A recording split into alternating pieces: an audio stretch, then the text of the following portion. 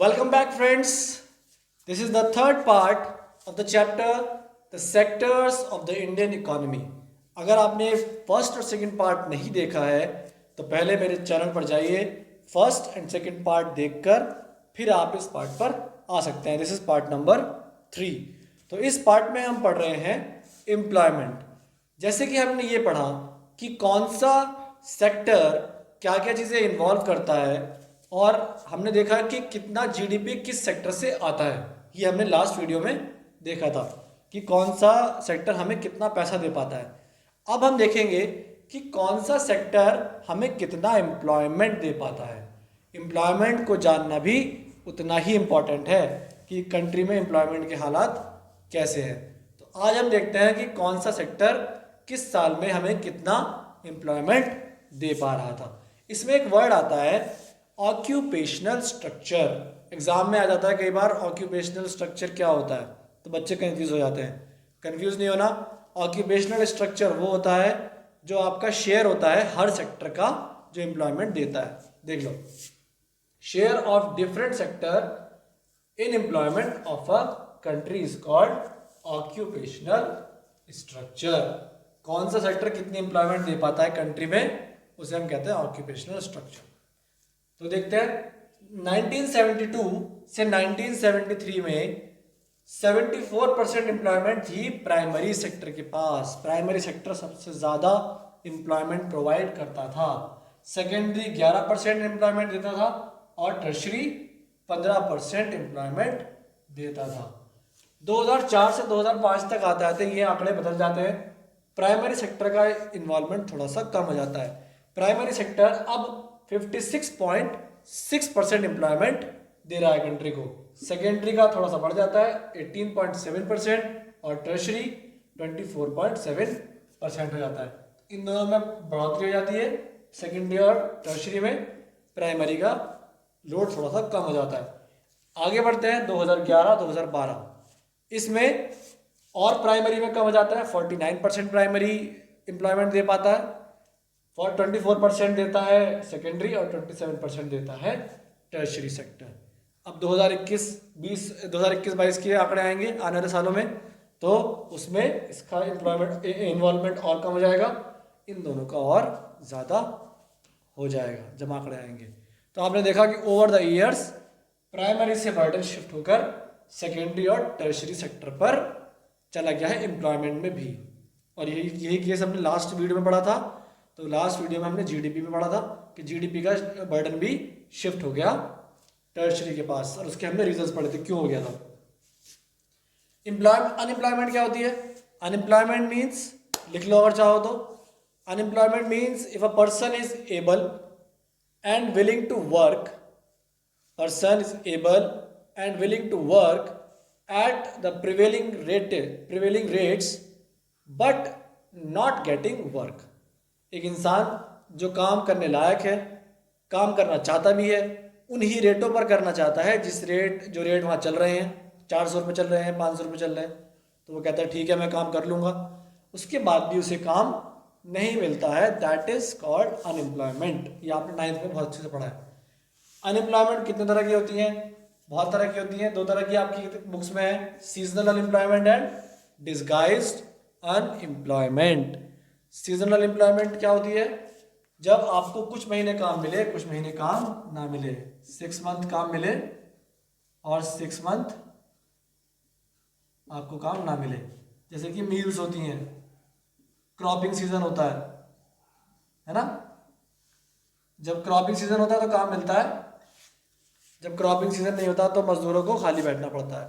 Meals में जब meals चलती हैं 6 महीने 5 महीने तो काम मिलता है, उसके बाद आपको काम नहीं मिलता. Seasonal unemployment. डिसगाइज्ड अनएम्प्लॉयमेंट क्या होती है? जहां पर रिक्वायरमेंट से ज्यादा लोग काम कर रहे हों. मतलब जहां पर 5 लोगों से काम चल सकता है बढ़िया, वहां अगर आपने 8 लोग रख रखे हैं, 5 लोगों का काम है, आपने रख रखे हैं 8 लोग, तो जो एक्स्ट्रा के जो 3 लोग रख रखे हैं आपने, ये सिर्फ दिखावे के लिए रखे हुए हैं. ये प्रोडक्टिविटी में कोई भी इंप्रूवमेंट नहीं करते. 5 लोग भी 100 बॉक्सेस तैयार कर देंगे एक दिन में, और 8 लोगों को लगाओगे तो वो भी 100 बॉक्सेस ही तैयार करेंगे दिन में, इतनी कैपेसिटी है। तो फिर ये 3 लोग क्या कर रहे हैं, ये एक्स्ट्रा है, that is disguised unemployment. Number of people required are less than actually the person doing the work. तो यहाँ पर ये हो गया आपका डिस्गाइज्ड अनएम्प्लॉयमेंट, सीजनल अनएम्प्लॉयमेंट ये हो गया। ठीक है, तो ये आपको पता लगा कि एम्प्लॉयमेंट कहाँ से आती है, किन किन सालों में कहाँ से आई। अनएम्प्लॉयमेंट 2 तरह की होती है, सीजनल और डिस्गाइज। सीजनल जब 6 महीने काम मिले, 6 महीने ना मिले, और डिस्गाइज जब ज़रूरत कम लोगों की हो और ज़्यादा लोग वहाँ पर काम कर रहे हो, दैट इज डिस्गाइज्ड अनएम्प्लॉयमेंट। ठीक है, अब देखते हैं कि एम्प्लॉयमेंट क्रिएट कैसे की जा सकती है। अभी हमने पढ़ा एम्प्लॉयमेंट कहाँ पर कितनी है। Now we will see how to create employment, कैसे बनाई जाए एम्प्लॉयमेंट। आगे कुछ पॉइंट्स तैयार करे हैं मैंने आपके लिए, हेडिंग्स हैं, तो हेडिंग्स देख लो आप लोग, ये सारी हेडिंग्स है, ये आपको लिख के आनी है पेपर में। पहली हेडिंग है डाइवर्सिफिकेशन ऑफ एग्रीकल्चर। एग्रीकल्चर को डाइवर्सिफाई कर दो, अलग अलग तरीके से इसको बांट दो, एग्रीकल्चर्स में और ब्रांचेस क्रिएट कर दो अलग अलग तरह की, तो एम्प्लॉयमेंट ज़्यादा जनरेट हो जाएगी। Expansion of irrigation facilities. Irrigation facilities जो है, जो पानी देना है, सब कुछ सिंचाई है, इनमें एक्सपेंशन कर दो तो इसमें और एम्प्लॉयमेंट क्रिएट की जा सकती है। Provision of basic industries. Basic industries बहुत स्ट्रांग होनी चाहिए एम्प्लॉयमेंट जनरेट करने के लिए। अगर ट्रांसपोर्टेशन, बैंकिंग, इस तरह की बेसिक इंडस्ट्रीज़ अगर अच्छी हैं, जिनकी डिमांड बहुत ज़्यादा होती है, तो एम्प्लॉयमेंट क्रिएट की जा सकती है, इनको बढ़ाकर एम्प्लॉयमेंट क्रिएट की जा सकती है। Expansion of education and health facilities. Health facilities, सबको हेल्थ फैसिलिटीज़ चाहिए, सबको एजुकेशन चाहिए, तो क्यों ना इस सेक्टर में और काम किया जाए और ज़्यादा एम्प्लॉयमेंट अपॉर्चुनिटीज़ क्रिएट की जा सकती हैं। Tourism and regional craft industries. Tourism आपको और एम्प्लॉयमेंट दे सकता है, जितने लोग बाहर से आएंगे घूमने, आपको उतना ही काम मिलेगा, पैसा मिलेगा। और क्राफ्ट की भी बहुत डिमांड होती है आजकल, इंडियन हैंडीक्राफ्ट्स और टेक्सटाइल वर्क्स, इन सब की, एम्ब्रॉयडरी वगैरह की, इनकी काफ़ी डिमांड है। इनकी इंडस्ट्रीज़ को भी बूम करना चाहिए और हमारे पास मैन पावर भी है इसके लिए। ठीक है, तो ये सब पॉइंट्स हैं जिससे आप एम्प्लॉयमेंट को क्रिएट कर सकते हो। इसमें the study of east-while planning commission, जिसको अब आप नीति आयोग के नाम से जानते हैं, नीति आयोग सुना होगा आपने, तो नीति आयोग की जो स्टडी है, इनकी जो एस्टिमेट है, इन्होंने एस्टिमेट लगाया था कि nearly 20 lakh jobs can be created in the educational sector alone. Educational sector को अगर ठीक कर दिया जाए तो 20 लाख जॉब सिर्फ एजुकेशनल सेक्टर से ही क्रिएट की जा सकती हैं, और 35 लाख जॉब्स फ्रॉम टूरिज्म। अगर हम अपने टूरिज्म को इम्प्रूव कर लें तो अप्रॉक्स 35 लाख जॉब्स हम टूरिज्म से क्रिएट कर सकते हैं। ये स्टडी किसकी है? नीति आयोग की स्टडी है ये। तो सरकार ने एम्प्लॉयमेंट के लिए एक स्कीम निकाली थी 2005 में, उसका नाम था Mahatma Gandhi national rural employment guarantee act 2005, जिसको हम शॉर्ट फॉर्म में जानते हैं मनरेगा। मनरेगा के नाम से 2005 में कांग्रेस ने एक स्कीम निकाली थी, स्कीम थी that everybody should get some employment, कुछ दिन का एम्प्लॉयमेंट तो हर किसी को मिलना चाहिए। तो ये बहुत इंपॉर्टेंट है, इसके बारे में क्वेश्चन कई बार आया हुआ है बोर्ड में। साल याद कर लो 2005, इसकी फुल फॉर्म याद कर लो मनरेगा की, Mahatma Gandhi national rural employment guarantee act. ठीक है, इसके अंदर 4 बातें हैं, छोटी छोटी सिंपल सी बातें हैं, 4 याद कर लो, पूरी ये आपको स्कीम याद रहेगी। इसमें राइट टू वर्क की बात करी, काम करने का अधिकार होना चाहिए सबको, उसमें इस एक्ट में इसकी बात की गई थी। Number second, 625 districts of India में ये स्टार्ट की गई।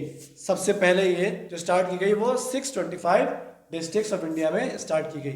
तो इसके अंदर इनरोलमेंट होता था, मतलब हर इंसान को जाकर इसमें अपना नाम लिखवाना होता है, और नाम लिखवाने के बाद rural people guaranteed with 100 days of work, आपको 100 दिन की गारंटी देती है सरकार के, 100 दिन सरकार आपको काम देगी, एम्प्लॉयमेंट देगी, आपको रखेगी काम पे 100 दिन तक, अगर आप इस एक्ट में अपने आप को इनरोल कराते हो तो। अगर गवर्नमेंट नहीं देती आपको काम, if government will not providing you work, then the government will give you unemployment allowances, जिसे हम कहते हैं बेरोजगारी भत्ता। तो बेरोजगारी भत्ता आपको मिलेगा अगर 15 दिन के अंदर, इनरोलमेंट कराने के 15 डेज तक अगर आपको सरकार काम नहीं दे पाती है, फेल हो जाती है, तो फिर सरकार आपको आपका अनएम्प्लॉयमेंट अलाउंस प्रोवाइड करेगी। ठीक है, तो इस वीडियो में इतना ही, और नेक्स्ट वीडियो में हम इस चैप्टर को कंप्लीट कर देंगे। तो मिलते हैं आपसे 4th पार्ट में। Bye bye.